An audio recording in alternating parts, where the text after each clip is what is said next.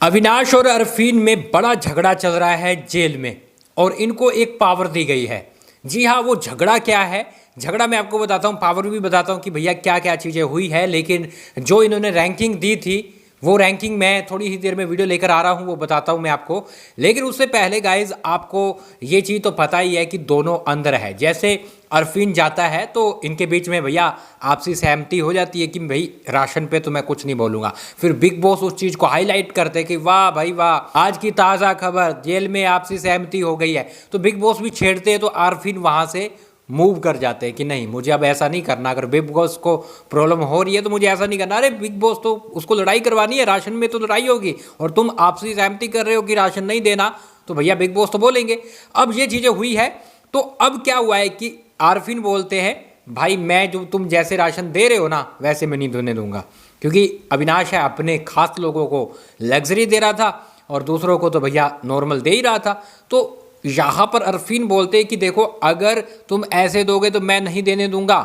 तो ऐसे इनके बीच बहस होती है। तो अविनाश है वो बोलता है कि चलो ठीक है, अपन एक सहमति पर पहुँचते हैं कि 50-50% अपन राशन है वो डिवाइड कर लेते हैं। ठीक है, जो तुम्हें जिसको देना दो और मैं जिसको देना चाहूँ मैं उसको दूंगा।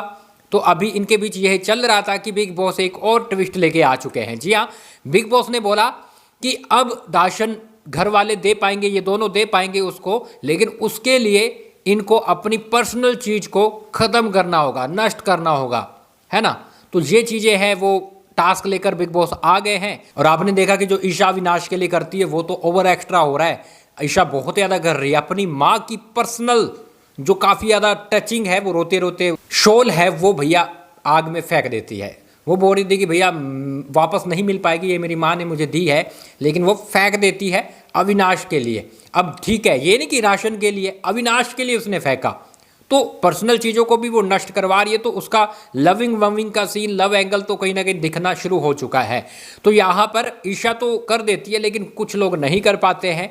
अब देखो राशन भी उसको ही मिलेगा जो अपनी पर्सनल चीज़ें ऐसे डाल देगा। तो ये चीज़ें हैं फिलहाल के लिए बिग बॉस के घर में देखने को मिलेगी। पावर यही है कि जो पर्सनल घर वाले त्याग करेंगे उसी के आधार पर अब राशन ये दे पाएंगे, जिसमें अविनाश और अरफीन है।